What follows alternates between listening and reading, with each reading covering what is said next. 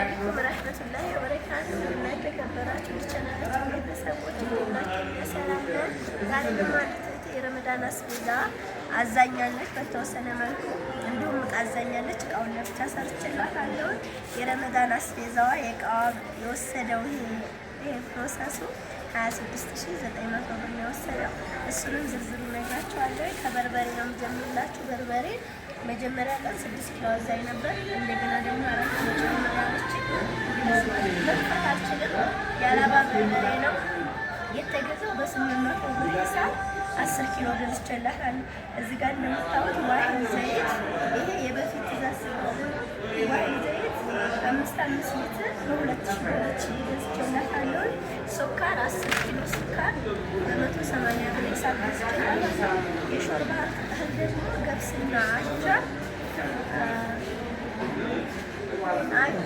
5 ኪሎ በ270 ብር ሂሳብ ገብስ 5 ኪሎ በ220 ብር ሂሳብ አዛኝ ገዝቻለሁ። እዚህ ጋር ደግሞ ቆንጆ ቡና ነው። 1 ኪሎ ቡና 1350 ብር፣ 2 የሻይ ቅጠል 150 ብር። ይሄ ደግሞ ምስር የሀገር ውስጥ ነው፣ ቆንጆ ነው ማለት ነው። የሀገር ውጭ ይቀንሳል። ይሄ 1 ኪሎ በ400 ብር ሂሳብ ማለት ነው።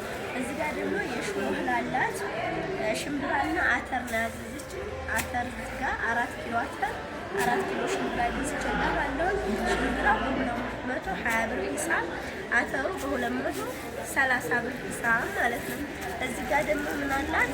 አተር የሚበላ ለክክ የሚሆነው ማለት ነው። እሱ ደግሞ ስንት ነው? በ280 ብር ሂሳብ 4 ኪሎ ገዝቼላታለሁ። እሱንም ማለት ነው። እዚህ ጋር ደግሞ ኮረሪማና 7 ቅመም የሚባል አለ ለበርበሬው ማለት ነው። ያው ደረቅ ነው።